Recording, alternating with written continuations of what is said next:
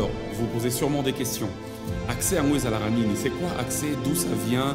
Et qu'est-ce que nous pouvons, à quoi nous pouvons nous attendre lorsque nous parlons d'accès? Accès n'est pas un programme d'église. Accès est une convocation divine. Cela ne signifie pas que Dieu ne sera présent qu'au mois d'août, non. Mais il s'agit là d'une convocation solennelle.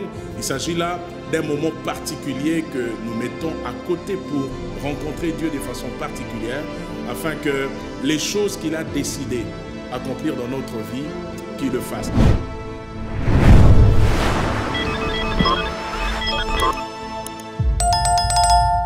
Bonjour ou bonsoir à tous, tout dépend de l'heure à laquelle vous nous suivez. Je suis Pasteur Lode Lombo et merci de vous joindre à nous dans cette émission spéciale plateau Accès 2025. Alors, vous posez sûrement des questions. Accès à Moïse à la Ranine, c'est quoi accès? D'où ça vient? Et qu'est-ce que nous pouvons, à quoi nous pouvons nous attendre lorsque nous parlons d'accès? Nous avons sur ce plateau deux éminents hommes de Dieu qui vont nous aider à avoir des réponses. Cette émission est une émission des réponses. À ma gauche, j'ai le pasteur Fabrice qui va se présenter. Bonsoir, pasteur Fabrice. Bonsoir, pasteur Lode. Ravi de partager le plateau avec vous ce jour. Je suis le pasteur Fabrice Kabangu, l'un des pasteurs au sein de l'église La Maison de Miséricorde, où j'ai la charge de superviser les départements à caractère de proximité. Et je suis aussi, cette année, j'ai reçu, voulais-je dire, le privilège de la part de notre pasteur titulaire de coordonner cette grande activité qui est dénommée Accès 2025. Je suis marié à Christelle Kabangu. Nous avons 3 merveilleux enfants, Kyria, Elikia et Ethan. Voilà pour la petite présentation. Merci beaucoup, pasteur Fabrice.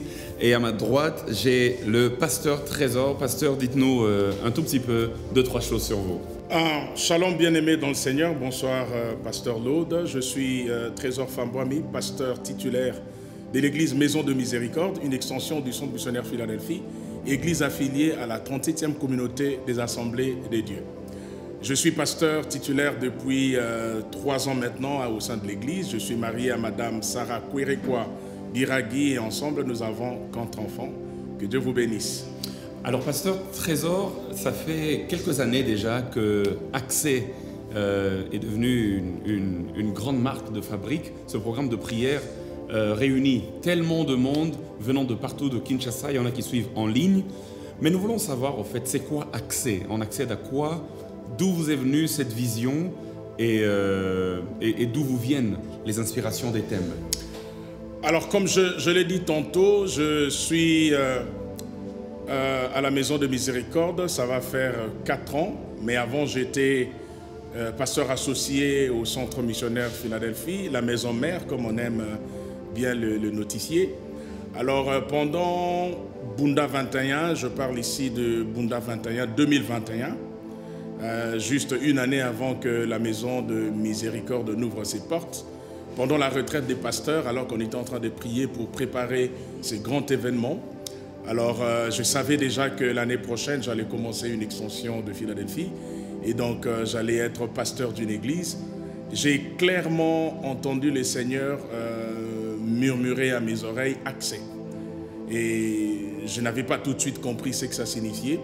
Et dans mes temps de prière et des réflexions, finalement, j'ai compris que Accès était le concept que le Seigneur voulait que nous puissions mettre en valeur pendant nos 2 semaines de prière, puisque à Philadelphie, Gombe, nous parlions de Bunda, qui est aussi un programme puissant de prière pendant 3 semaines. Et moi, le Seigneur m'avait dit qu'à la Maison de Miséricorde, ça sera Accès, un temps dans lequel le peuple de Dieu viendra pour justement accéder à plusieurs choses. Je vais directement répondre au deuxième volet de la question. Accéder à quoi? Le terme accès vient du grec prosagogé qui signifie le fait d'approcher quelque chose ou de s'approcher de quelque chose. Il s'agit d'une ouverture, il s'agit d'entrer dans une possibilité, d'entrer dans un espace ou d'entrer dans une position ou une dimension nouvelle. Lorsque nous parlons d'accès, nous parlons principalement, selon que Éphésiens chapitre 2, verset 18 le dit, je cite, « Car par lui, c'est-à-dire par Christ, nous avons les uns et les autres accès auprès du Père dans un même esprit. » Nous parlons d'abord de cet accès principal, accéder au Père. Accéder aux richesses du Père, accéder au cœur du Père, accéder à l'amour du Père. Ça, c'est l'accès principal. Tous les autres accès sont secondaires. Il y a aussi, bien entendu, accès à la grâce. Nous parlons aussi d'avoir accès aux possibilités de Dieu, d'avoir accès à la foi. Nous parlons aussi d'avoir accès à de nouvelles dimensions, avoir accès à la bénédiction de Dieu. Mais voyez-vous, dans la pensée que j'avais reçue du Seigneur, l'accès principal, c'est d'abord le Père et ensuite les ressources du Père, les bénédictions venant du Père. Je ne sais pas si j'ai répondu à votre question. Merci, bonne réponse, pasteur. Et qui parle du Père sous-entend qu'il y a des fils et il y a des filles. Pasteur Fabrice, quels sont les fils et les filles qui sont invités à accès? Y a-t-il un critère particulier? Merci, pasteur Laude, pour cette merveilleuse question. Il n'y a pas de critère. Accès ouvert à tout le monde. Accès ouvert à tout le monde. Que vous soyez chrétien et même si vous ne l'êtes pas, accès est ouvert à tout le monde, un peu comme le pasteur vient de le dire. Je vais juste renchérir un tout petit peu, parce qu'il nous a dit que le concept accès vient de Dieu. J'aimerais apporter une légère précision, c'est que accès n'est pas un programme d'église.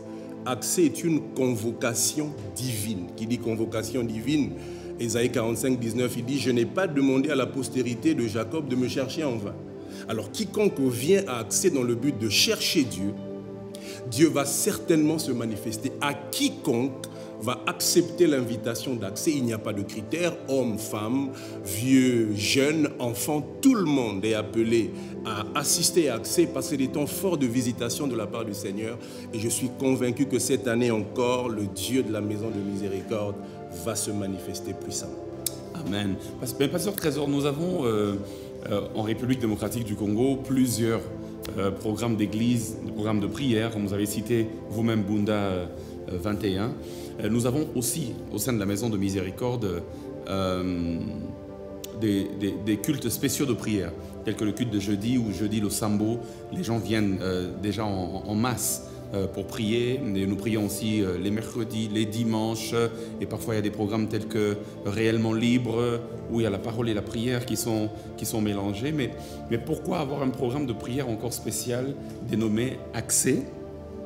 Quelle est la particularité d'Accès et pourquoi ce programme de prière en plus? C'est quoi la particularité? Alors, comme tantôt le pasteur Fabrice l'a dit, c'est une convocation annuelle. Vous êtes d'accord avec moi que même en Israël, il y avait des convocations comme ça où le Seigneur lui-même a invité le peuple à monter à Jérusalem. Et même pendant la journée, je le vois avec Daniel, 3 fois, il pouvait prier toutes les minutes, toutes les heures, mais il y avait des moments précis où Daniel rencontrait Dieu.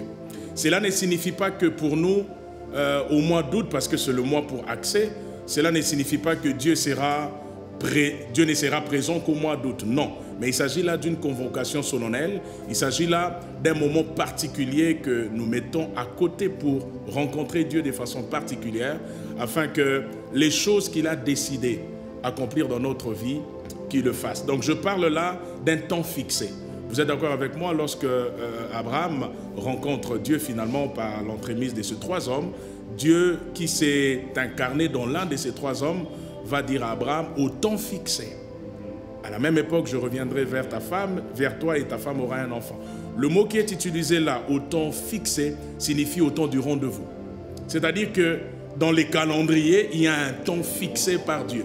Un moment de rendez-vous que Dieu lui-même a fixé pour nous rencontrer. Nous voyons la même expression dans Galates 4, verset 4. Paul dit, lorsque le temps fut accompli, Dieu envoya son fils, né d'une femme, né sous la loi. C'est-à-dire qu'il fallait que le temps soit accompli. Il fallait que le moment fixé par le Père arrive à son terme pour que Jésus-Christ vienne. On se pose la question, pourquoi Jésus ne vient pas, le second Adam ne vient pas immédiatement après que le premier Adam ait péché?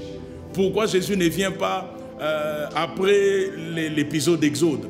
Pourquoi il fallait attendre que tout ça finisse? La réponse est simple, les temps fixés n'étaient pas encore arrivés. C'est dans ce sens-là que nous disons que nous avons tout le jour pour rencontrer Dieu, mais il y a une convocation, il y a un temps fixé par Dieu, au mois d'août pour nous, en tout cas selon l'instruction que nous avions reçue, pour rencontrer Dieu de façon particulière afin d'accéder à ses richesses. Le temps fixé. Et il y a beaucoup de témoignages, chers téléspectateurs, beaucoup de témoignages d'accès des premières éditions, des deuxième, troisième, et nous sommes à la 4e édition. J'aimerais poser une double question au pasteur Trésor. C'est quels ont été les thèmes ou les pensées des éditions passées Et quelle est la particularité de la pensée de cette édition? Ça, c'est une très bonne question, Pasteur Laude. La première édition, justement, c'était une édition introductive parce qu'il fallait présenter au peuple de Dieu le concept accès, qui n'est pas un concept inventé par le pasteur, c'est un concept biblique. D'ailleurs, j'ai plusieurs textes qui en parlent. 1 Corinthiens 15:9, Paul dit une porte grande et d'un accès efficace, mais ouverte, et les adversaires sont nombreux. Mais dans une autre version, la version Semeur, Paul dit, car j'ai trouvé des grandes possibilités d'action. Okay. Donc il remplace accès par possibilité d'action, en même temps que beaucoup d'adversaires. Éphésiens 2:18, j'en ai parlé tout à l'heure, car par lui nous avons les uns et les autres accès auprès du Père. Mais il y a aussi Romains chapitre 5 verset 2 qui dit, à qui nous devons d'avoir eu par la foi accès à cette grâce. Okay. Ça, ce sont des aspects diversifiés de cet accès dont nous parlons. La première édition avait pour but d'expliquer justement le concept accès. Nous avons accès à quoi?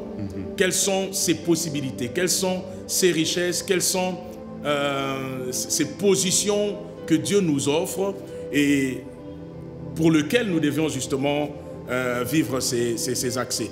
La deuxième édition, nous avions parlé d'accès illimité parce que la pensée, nous l'avions tirée simplement du fait que Hébreu nous dit que le voile étant déchiré, l'accès dans le lieu très saint n'est plus limité à une catégorie. Comme vous le savez, dans l'Ancienne Alliance, seule une famille avait accès dans le lieu très saint. Dans le lieu saint, et seul un individu avait accès au lieu très saint.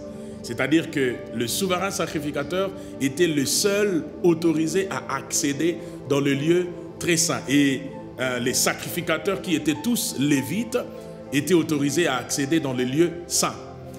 Mais à partir de la mort de Jésus-Christ, le voile a été ôté, déchiré complètement, ce qui signifie que nous tous, nous avons accès dans ce lieu très saint.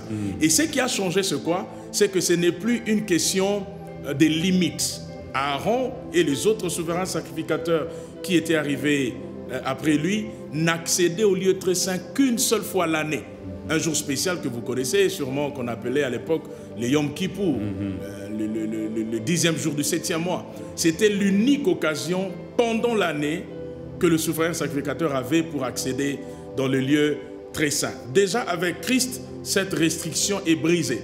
Il n'est plus question d'entrer dans la présence de Dieu une fois parce que Christ lui-même est entré une seule fois pour toutes et il a brisé le voile de séparation. Donc nous avons accès à tout moment auprès du Père par la foi. Deuxième restriction qui est tombée, c'est le fait qu'autrefois c'était une famille, une seule classe qui accédait dans ce sanctuaire. Aujourd'hui, ce n'est plus une question de famille, il a fait de nous tous une race des sacrificateurs. C'est-à-dire que tous ceux qui ont foi en lui, tous ceux qui croient en lui, peu importe leur rang, peu importe leur race, peu importe la couleur de la peau, ils ont accès auprès du Père. Et ce n'est pas limité. Ce n'est pas limité au rang social, ce n'est pas limité à la classe sociale, ce n'est pas limité au jour. On peut accéder tous les jours, toutes les secondes, toutes les minutes. C'est pourquoi nous parlons d'accès illimité. Et cet accès se fait en esprit, pasteur? Bien sûr en esprit, parce que Dieu est esprit. On ne peut accéder à Dieu qu'en esprit. Nous ne parlons pas d'un accès physique, nous parlons d'abord d'un accès spirituel, parce que tout ce qui se passe dans la vie du chrétien commence d'abord dans le domaine de l'esprit. Et troisièmement, nous avions parlé, ça c'était l'année passée, accès à toute chose avec lui. La différence pour l'édition passée, c'était l'expression avec. Nous avons insisté sur le fait que les accès ne sont possibles qu'en union avec Christ. Nous n'accédons pas au Père sans le Seigneur Jésus-Christ. J'aime l'expliquer avec le terme que Paul utilise dans Romains 8, lorsque Paul dit que nous sommes co-héritiers avec Jésus-Christ. Cela veut dire qu'en tant que co-héritiers, nous n'accédons pas à l'héritage de Dieu sans Christ.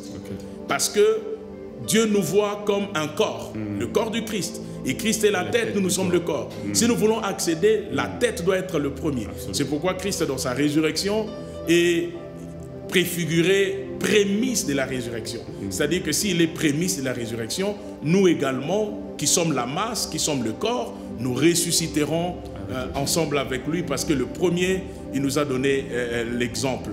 Cette édition est particulière. Particulière pourquoi? Parce que le thème que nous allons aborder est le suivant: voie d'accès au surnaturel des dieux. Ok. Christ est celui qui nous offre cet accès au Père. Personne ne peut accéder à Dieu sans Jésus-Christ. La Bible dit, nul ne peut venir au Père que par moi. C'est Jésus qui parle. Vous êtes d'accord avec moi que toutes nos richesses, toutes nos bénédictions ne sont possibles qu'à travers Christ. D'ailleurs, l'expression « en Christ », qui est chère à Paul, revient souvent dans l'épître aux Éphésiens. Alors maintenant, c'est Jean qui nous éclaire un peu plus.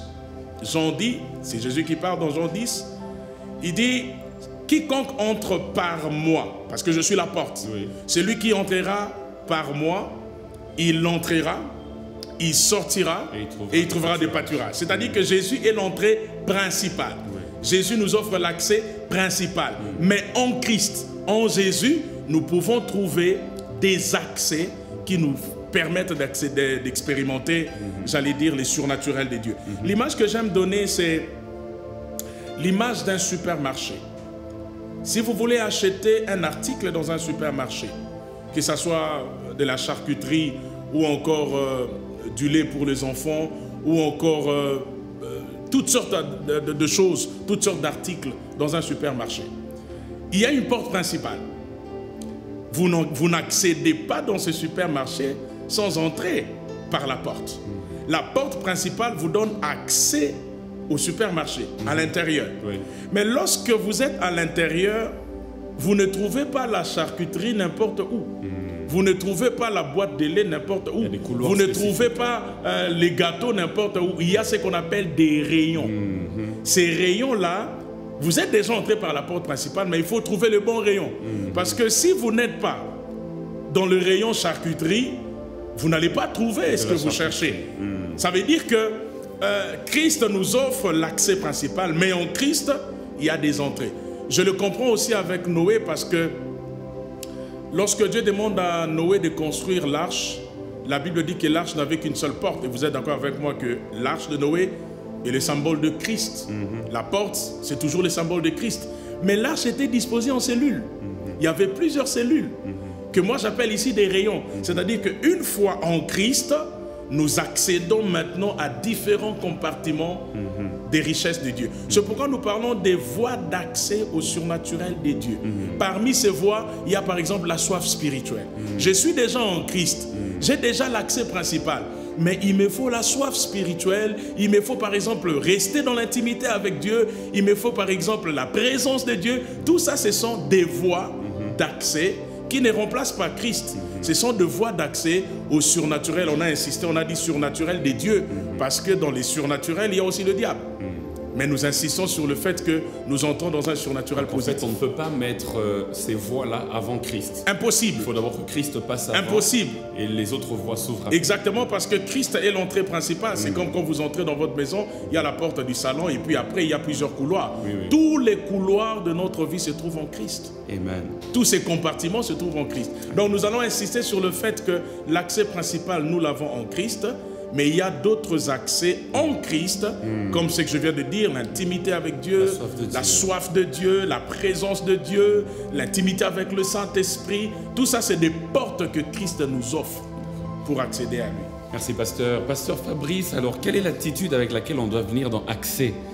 Est-ce un programme où il faut venir n'importe comment, ou bien il y a des dispositions particulières, une préparation particulière pour nous permettre d'accéder facilement au surnaturel de Dieu? Excellente question, pasteur Laude. Déjà, c'est un temps de jeûne et de prière.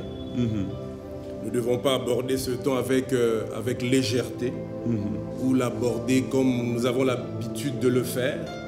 Il nous faut vraiment de la concentration. Parce que si vous vous attendez à quelque chose, Actes chapitre 3, ce paralytique aux portes du temple, il regardait Pierre avec une certaine attitude. Souvent, on a l'habitude d'avoir un jargon, c'est que ton attitude détermine ton altitude. Ça veut dire que l'attitude que tu as par rapport à un programme comme celui-ci détermine le plus d'accès possible, mieux, plus de voies possibles par lequel tu peux accéder à tout ce que Dieu a déjà rendu disponible pour nous. Yeah. Donc il nous faudrait avoir vraiment une attitude de concentration. Concentration. Nous attendons-nous à recevoir quelque chose de la part de Dieu, mais une attitude d'humilité aussi. Parce que celui qui s'attend à recevoir quelque chose de la part du Seigneur, l'humilité doit être l'attitude. On vient, ça sera des temps d'enseignement, on ne vient pas comme si on savait déjà tout. Oui.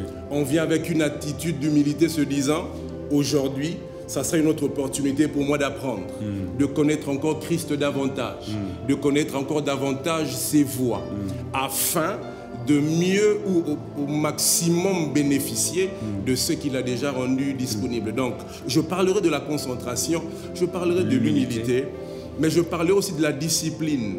Ces 14 jours de prière, l'année a 365 jours, ces 14 jours de privation, il faudrait de la discipline par rapport à la gestion de nos téléphones, il faudrait de la discipline par rapport à la gestion de notre ventre, il faudrait de la discipline par rapport à toutes les distractions autour de nous. En parlant de privation, Pasteur Fabrice, bien sûr. Est-ce nécessaire pour que Dieu nous exauce de jeûner?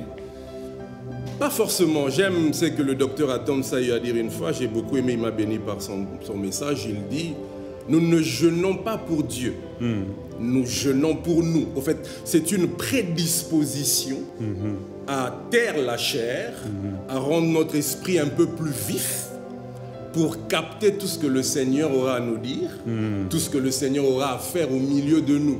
Le jeûne n'est pas une corruption pour tirer la main de Dieu vers nous. Non, Très pas bien. du tout. Pas Très du bien. tout. Parce qu'il y a des moments où Dieu nous visite sans jeûner. Des fois, il nous visite sans prier. Il est tellement souverain, il sait faire les choses selon qu'il l'a décidé.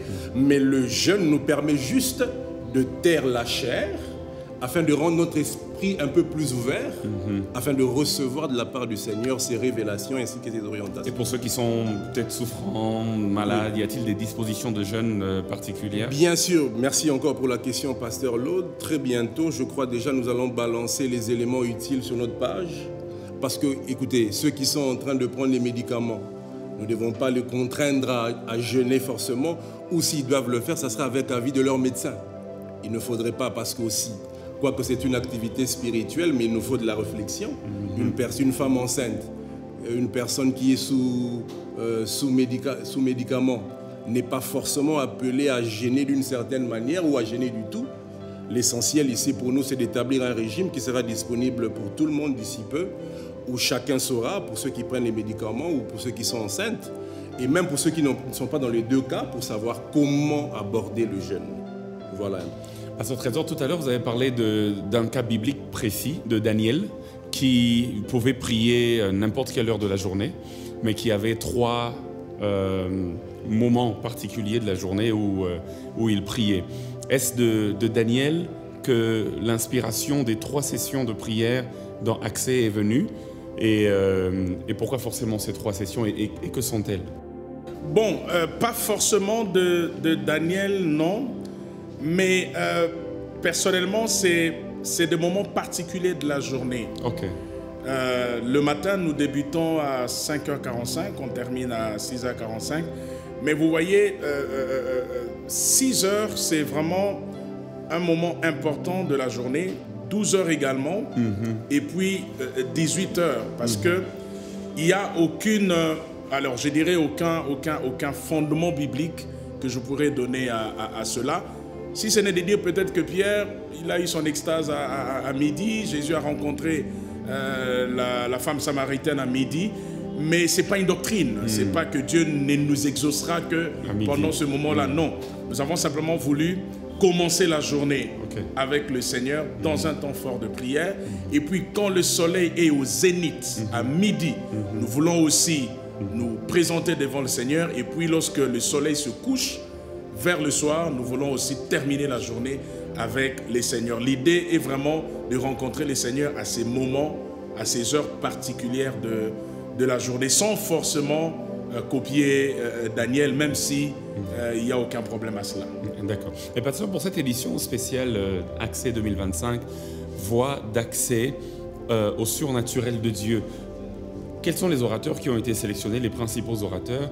Et en général, quand vous sélectionnez les orateurs, c'est le thème qui inspire les orateurs, c'est les orateurs qui déterminent le thème. Nous voulons savoir aussi quel est le processus. Bon, en tout cas, c'est Dieu qui nous inspire, oui. C'est Dieu qui nous convainc, c'est Dieu qui nous oriente. Ce n'est pas forcément à cause d'un thème, sinon il y aurait des prédicateurs spécialistes en thème. Non, je ne crois pas, parce que quand on est appelé par Dieu, inspiré par Dieu, on peut parler selon qu'il nous demande, qui nous ordonne de nous exprimer. On aura plusieurs orateurs, le prophète Joe Grace, qui d'ailleurs va commencer la session avec nous, la session du soir. Il y aura également l'apôtre Marcelo Tunasi qui sera avec nous.